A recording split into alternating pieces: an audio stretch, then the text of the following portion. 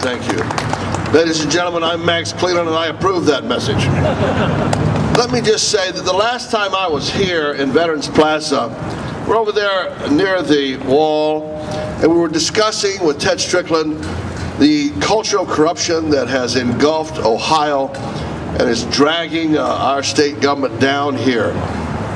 Additionally, the cultural corruption by the Republican leadership in Washington is setting new records. You have to go back to 1875 to see a sitting member of the White House indicted like Scooter Libby.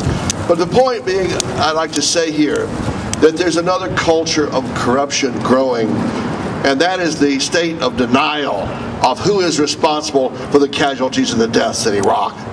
The most recent example is the congressman from Ohio, who is the majority leader in the House.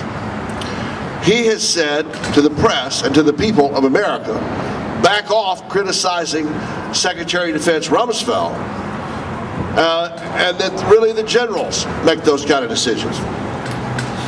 Well, I don't know what he's talking about, quite frankly.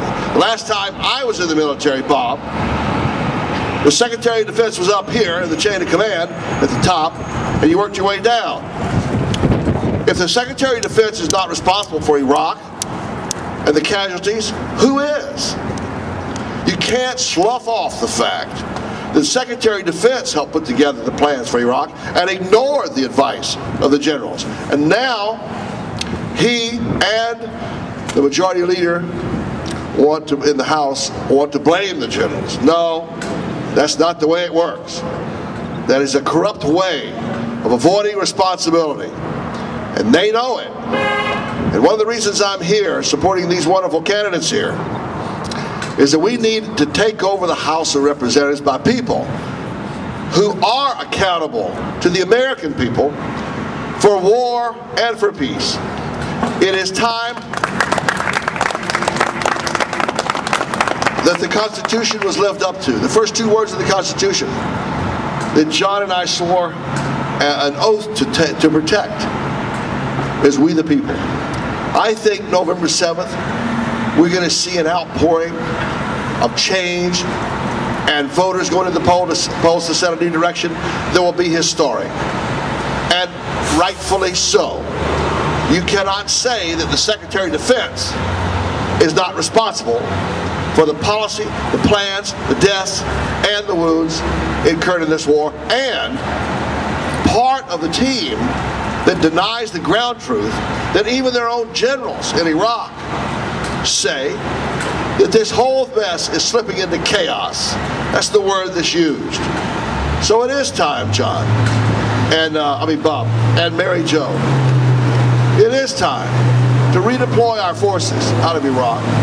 Bring home our Guard Reserve to guard, among other things, our ports and our borders, and redeploy and refocus our American military on killing or capturing Osama bin Laden and his terrorist cadre. That's what we should have been doing for the last 5 years as part of the mess that we're in. So I think that it is corrupt.